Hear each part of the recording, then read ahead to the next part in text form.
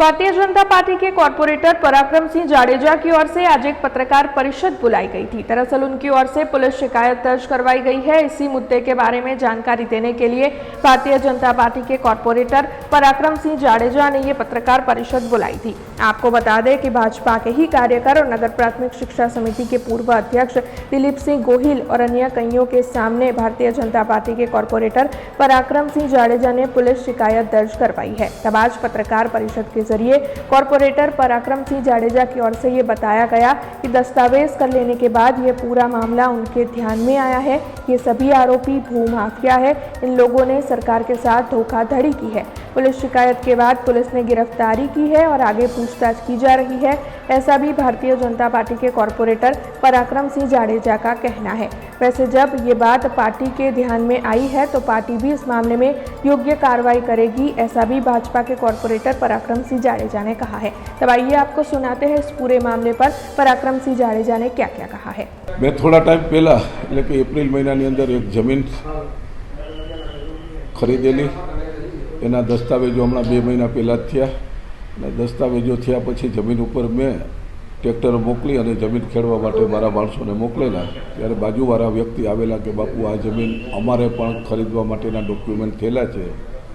એમનો ફોન આવેલો। બીજે દિવસે મેં રૂબરૂ બોલાવતા મારા ડોક્યુમેન્ટ બતાવ્યા કે ભાઈ આ દસ્તાવેજ મેં જમીન ખરીદી, આ મારા ડોક્યુમેન્ટ રહ્યા, તમારા ડોક્યુમેન્ટ હોય તો બતાવો। તો એને પોતાના ડોક્યુમેન્ટમાં એક કાગળ ઉપર લખાણ અને ચેકથી આપેલા પૈસા દિલીપસિંહ ગોહિલ અને કમલેશ દેત્રોજાને આપેલા પૈસાની વિગત બતાવી। મેં કીધું આ ખાલી તમારા કાગળ ઉપરની વાત છે, મારા સરકારી ઓન પેપર ડોક્યુમેન્ટ થયેલા છે, પૈસા ચૂકવાઈ ગયેલા છે અને આ વસ્તુ છે એટલે એને પણ સ્વીકારી।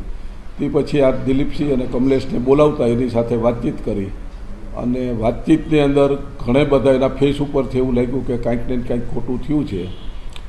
એટલે આ જમીન જેના પાસેથી પૈસા લીધા હતા એને પ્રોમિસ કર્યું કે હું 2 દિવસમાં પાછા આપી દઈશ। 2-4 દિવસ થવા છતાંય પણ પૈસા પાછા ના આપ્યા અને કોઈપણ જાતની વાતચીત ન કરતા ફરીથી ઓલા લોકો જમીન જેને પૈસા આપ્યા તે મારી પાસે આવ્યા। એટલે મને શંકા વધુ ઘેરી બનતા મેં મારા મેનેજરને કીધું કે ભાઈ આપણા પણ ડોક્યુમેન્ટ બધા ચેક કરો। તો ડોક્યુમેન્ટ અમારા ચેક કર્યા પછી અમે જે ચેકો આપ્યા હતા એ ચેક 2 મહિના જેવો સમય થવા છતાંય બેંકમાં જમા નહીં થયેલા। એટલે તરત દિલીપસિંહને બોલાવ્યા કે આ ચેક કેમ જમા નથી થયા? તો કે હું તપાસ કરીને 2 દિવસમાં કહું છું।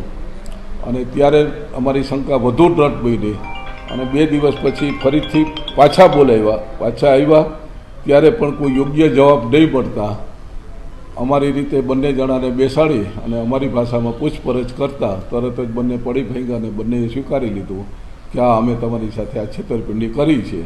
અને મેં તરત જ પોલીસની અંદર મારી FIR મારી કમ્પ્લેન આપી। પોલીસની તપાસ પછી ગઈકાલે તે આનો એક આરોપી જે ખોટું નામ ધારણ કરી અને દસ્તાવેજ દિલીપસિંહ અને કમલેશના કહેવાથી કરી ગયો હતો એને ગઈકાલે પોલીસે પણ ધરપકડ કરી છે અને આ બંને લોકો ઘરે તાળા મારી પોતાની ગાડી લઈ ફેમિલી લઈ અને વોન્ટેડ થઈ ગયા છે। અને કોઈનો નેતા હોય કે ન હોય તમામ વ્યક્તિઓ માટે કાયદો એક સરખો જ છે અને આની અંદર પોલીસ કાયદાકીય રીતે ખૂબ સારી રીતે કામ કરી રહી છે અને કામ કરશે જેવો મને વિશ્વાસ છે। વ્યક્તિ કોઈ પણ હોય, પદ ઉપર હોય કે સામાન્ય વ્યક્તિ હોય કે મોટો કોઈ ચમરબંધી હોય, કાયદો કાયદાનું કામ કરતું જ હોય છે। એ અમારી પાર્ટીની અંદર કે કોઈ જગ્યાએ આરોપીને છાવરવાની સિસ્ટમ નથી અને છાવરે તો પોલીસ ખાતું કોઈની એવી શરમ રાખે એમ નથી।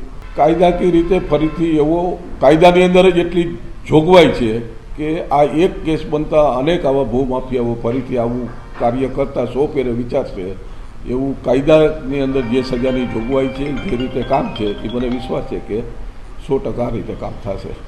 हमसे जुड़े रहने के लिए हमारे YouTube चैनल को सब्सक्राइब करें और नई वीडियो की नोटिफिकेशन के लिए बेल आइकॉन को दबाएं।